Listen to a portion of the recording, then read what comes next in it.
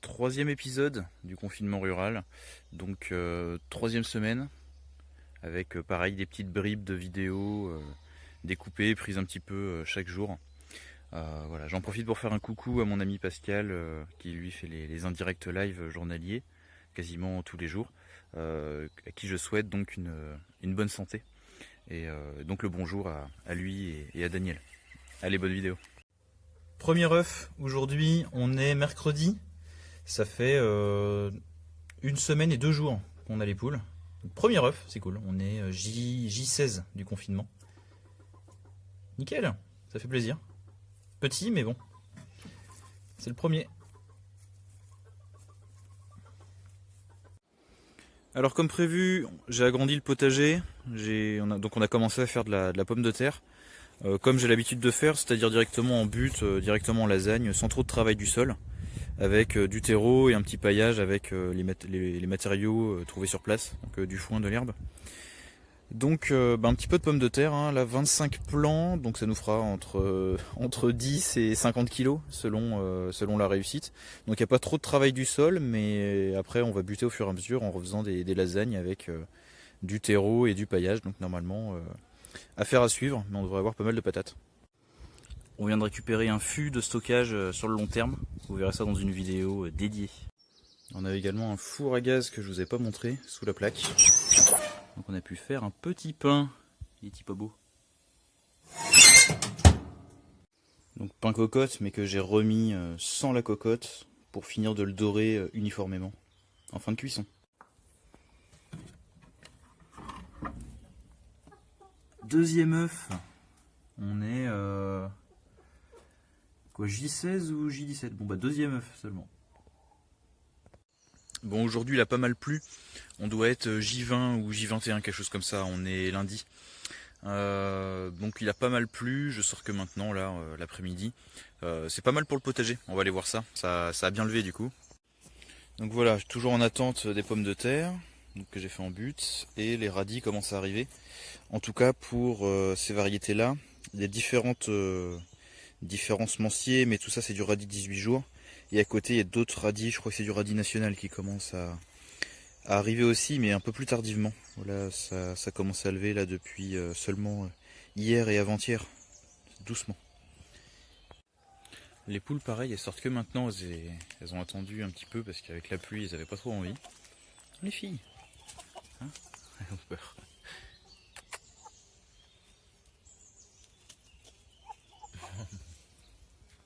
On va voir si on a des œufs aujourd'hui. Ouais, nickel. Elle pond un peu tard, hein. Bon, à chaque fois elle gratte, elle m'enlève la paille dans le fond du poulailler, mais... Hop. Oh, il est tout chaud, il vient de me le faire. Il est beau ce coup-ci. Super. Ouais, pondent assez tard en général, parce que ce matin j'avais pas d'œufs.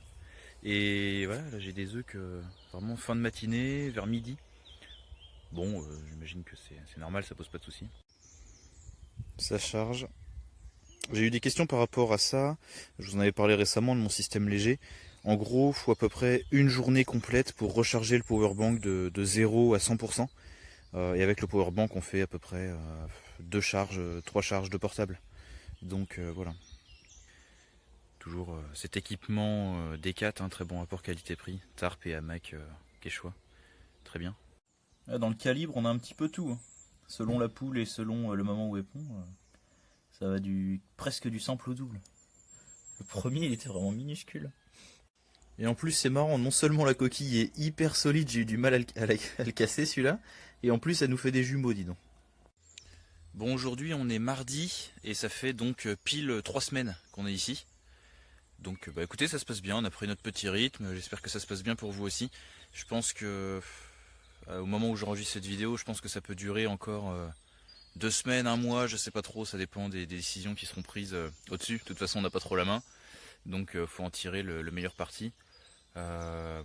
Pareil, moi je sais pas trop ce que je ferai après tout ça, donc je pense que je vais accentuer l'autonomie sur ce terrain, continuer à développer un petit peu les choses ici, quitte à faire quelque chose de bien sur le long terme et améliorer le terrain ici sur les différents piliers.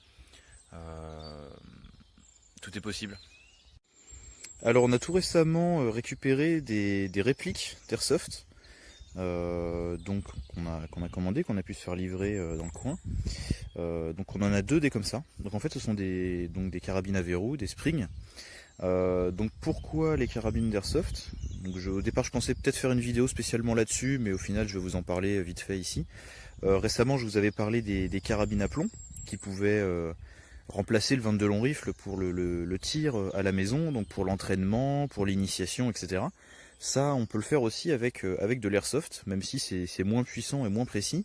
Ça a l'avantage d'être suffisant pour un petit peu tirer sur cible, faire un petit peu de tir de loisir, pour un petit peu faire de l'initiation, pour un petit peu faire de l'entraînement, continuer à pratiquer et tout ça.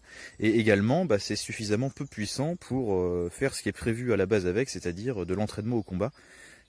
C'est pas pour rien si beaucoup se prennent des répliques, des répliques airsoft, des répliques des armes qu'ils ont en vrai. Donc je vous encourage à le faire aussi et faire un petit peu d'airsoft. Pour pratiquer un petit peu le combat, faire un peu de tir dynamique, faire du combat en bâtiment ou en milieu naturel avec les répliques des armes que vous avez en armes réelles, en catégorie C ou en catégorie B. C'est toujours un plus, et également de vous former au combat. C'est pas pour rien si par exemple Renault ouvre son assaut d'airsoft, c'est pour pouvoir faire de l'entraînement au combat légalement et en toute sécurité. Donc par exemple, là une carabine à verrou en spring, donc ça marche à verrou, on met le chargeur en dessous, on rack le verrou comme une carabine réelle. Et l'avantage du spring, c'est, pour ceux qui connaissent pas, c'est entièrement mécanique, comme une carabine à plomb. Il n'y a pas besoin d'électricité, il n'y a pas besoin de gaz. C'est simplement l'action du verrou qui arme un piston et qui permet de tirer une bille à maximum 50 mètres et pas avec grande précision. Mais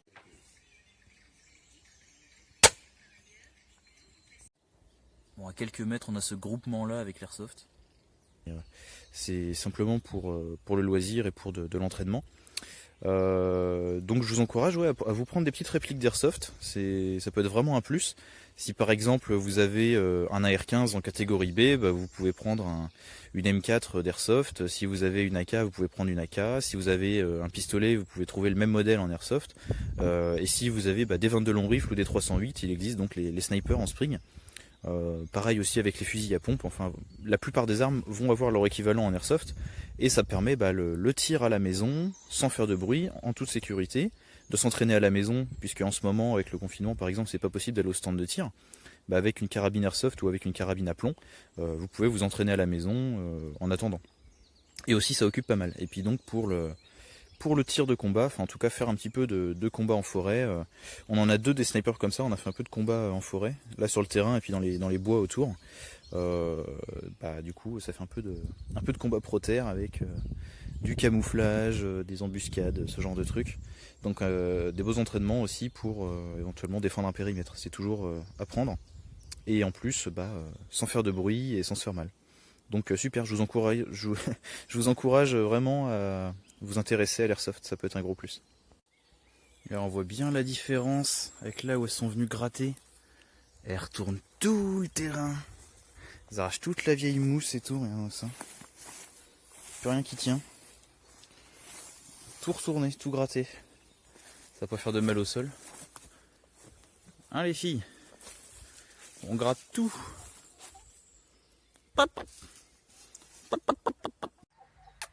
Mais regarde ça, elles viennent me voir. Des vrais clébards. Viens. Et les filles. Hop, hop, hop, hop, hop, hop, hop.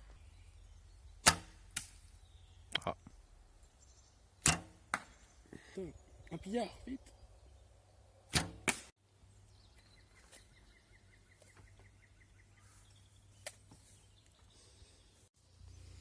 Jeudi, on doit être le 23e jour, ou 24e jour, quelque chose comme ça. J'ai rajouté une petite clôture autour du potager, pour pas que les poules y aillent à y gratter, parce qu'elles nous retournent pas mal le terrain là ces derniers temps, donc ça évitera qu'elles aillent bouffer les légumes. Ah, tellement de pollen, regarde ça. Le camouflage commence à être pas mal. Chauffer de l'eau pour la piscine. Est-ce qu'on peut faire plus pecno dégénéré que ça? La piscine, le petit dolome. Vas-y, amène l'eau chaude, te brûle pas. Non, non. Merci esclave. Ah, la bonne eau chaude. Tu le sens pas? Ah ouais? Ah, elle est bonne là. Alors du coup aujourd'hui on a remis en branle un bac de douche extérieur qui était déjà ici, avec un petit drap de douche. Il y a une porte de camion qui sert de cloison, avec un grand bac à douche du coup de maison en céramique là de 80 par 80. Il y a du coup un peu plus de place que dans le camion. Mais même s'il fait un peu plus frais, ça dérange pas. Donc on a pris la douche là-dedans aujourd'hui, ça a bien été. Alors l'autre jour dans la vidéo sur le système solaire, je vous disais qu'il me manquait un câble pour recharger directement les batteries de Baofeng, que j'utilisais seulement le socle. Effectivement, j'ai toujours pas de câble USB prise DC. Donc ce que je fais, c'est que là j'utilisais les batteries du Baofeng, celles qui utilisent des piles. Mais là du coup j'ai trouvé un petit câble qui me servait pour une lampe en prise allume-cigare avec ce type de prise là. Donc les prises, je sais pas si vous allez bien voir. Bon, vous avez compris ce que c'est. Les prises DC comme ça de 2 mm. Donc du coup avec ça normalement ça servait à recharger une lampe torche de voiture. Avec ce câble là que j'avais pu choper là, une prise DC de 4 mm ou 5 mm avec une sortie allume-cigare femelle. Je bidouille en rajoutant ce petit adaptateur, la petite prise allume-cigare mâle avec la sortie en DC et donc les batteries de Baofeng, les grands formats, pas celles d'origine mais donc les batteries étendues ont une petite prise DC sur le côté, ce qui permet de les recharger directement. Donc en 12 volts, donc c'est bien, je vais pouvoir recharger le Baofeng en roulant grâce à la prise allume-cigare. Voilà, donc ça donne ça, c'est-à-dire au lieu d'utiliser le boîtier pile avec 6 piles AA, je peux la recharger directement avec ce petit montage en DC là en 12 volts. Donc nickel. Donc comme je vous disais dans la vidéo, soit sur le Baofeng, soit récemment sur le système solaire, c'est pour moi les éléments à voir en plus sur le Baofeng, c'est vraiment la batterie à pile et la batterie étendue avec les câbles qui vont bien pour éviter d'avoir à la recharger sur le 220 sur son socle. Donc voilà pour cette petite vidéo, ce petit épisode. Ça a été suffisamment long comme ça. Je profite de cette vidéo donc pour remercier Absédite, Axel, Bastien, Brian, Buzard, Charlie, Davetch, Dany, Adrien, Francorix bien sûr, Jordan, le Suisse prévoyant bien sûr, Mr White, Nico, Survin Poland et Vulky pour votre soutien sur Patreon. Je vous remercie vraiment les gars, ça m'aide beaucoup. Et aussi pour tous les autres aussi qui êtes sur Patreon. Donc merci beaucoup, si vous voulez me soutenir, le lien est en description. Je travaille sur du contenu exclusif qui sera vraiment pour vous sur Patreon, des formations complètes. Je pense que ça vous plaira. A très vite les gars.